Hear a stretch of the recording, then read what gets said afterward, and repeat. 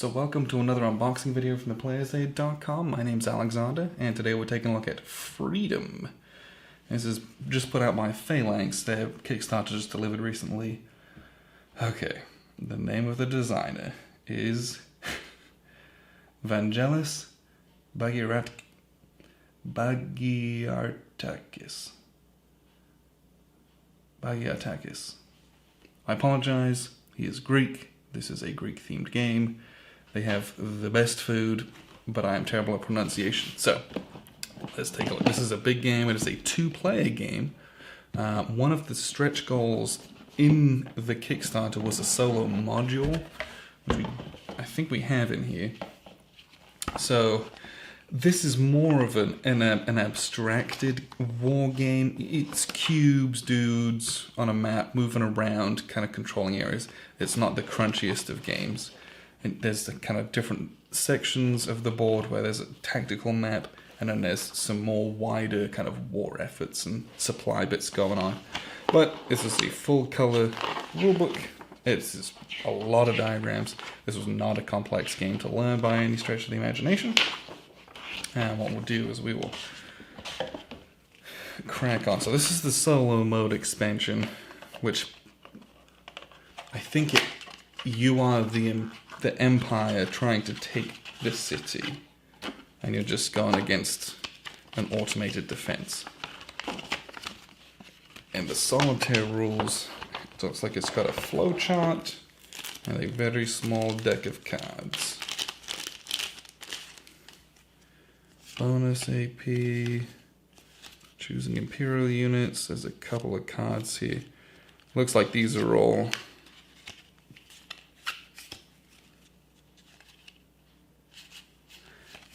just explanations of what the different things are. But it looks like you just kind of follow a flowchart, really.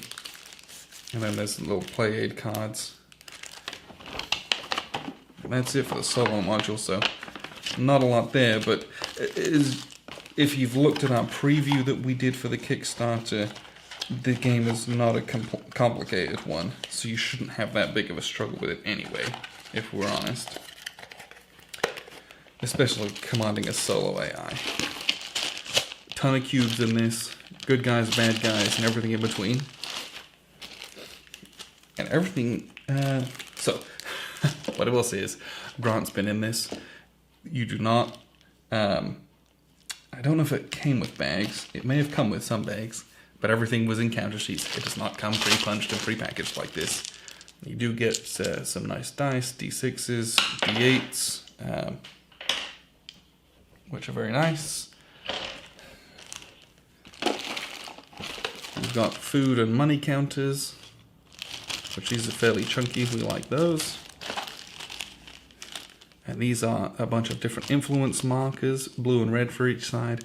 And then you'll see there's these broken down breach walls, which you'll put on the board, and we'll look at that here in a second.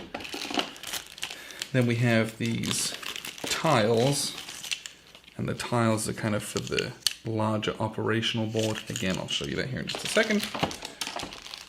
And then you have a deck of cards.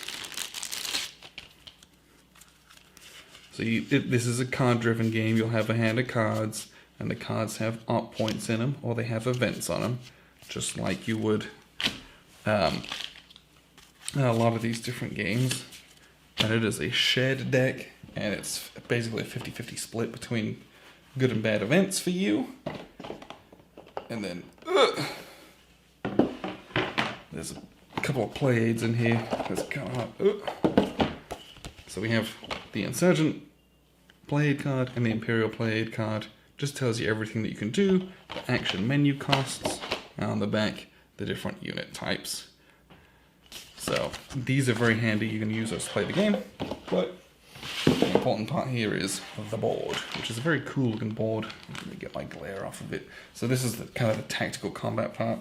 This is the city, our outer wall defenses. There's a couple of islands here. And the Imperial player has a row of cannons, basically, here and here. And they can launch artillery fire.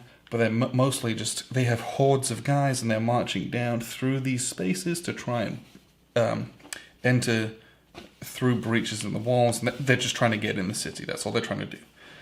They can also send guys around to these islands to cut off here, land on the beaches and come in this way. That is very slow going and can also be a way to attack, but it's easy. Well, it can be easy to defend this for the defenders. And then the other part of the board up here is kind of our strategic board. So there's a whole bunch of different tracks for different pressure and preparation, and your morale and your food and things like that. But the important part here is you've got a turn track that tells you how much food and money you've got to pay and things like that. But these regions are what make this game something more than just a kind of a tower defense game. So each of these regions has a corresponding tile, and you're trying to vie, as well as do all that combat, you're trying to vie for control of this tile. Because if the blue player controls it, it gives them 2 bread. We need bread to feed the armies. So, if the red player takes control of it by putting more markers on it though, they get 3 reinforcement units. Also very good. So, and there's all of these out, so you're trying to vie for as much control here as you can, but you cannot sacrifice this and not do any of this. So there's this cool little two-sided, two halves of a game going on, because these offer you supply and really important resources. For example, this is insanely good for the defender, for the insurgent. You got 3 food, 2 units, and I forget what the black one is. Is that I think it's a cannon, which are invaluable. But how and when you take control of these, because you need to control them at a certain point, and then they all trigger and you get all the stuff off of them. This helps to make it really, really engaging for the defender, so they're not just sat there, just taking a beating, just doing the same thing. Oh, fill the breach with guys, as many as possible.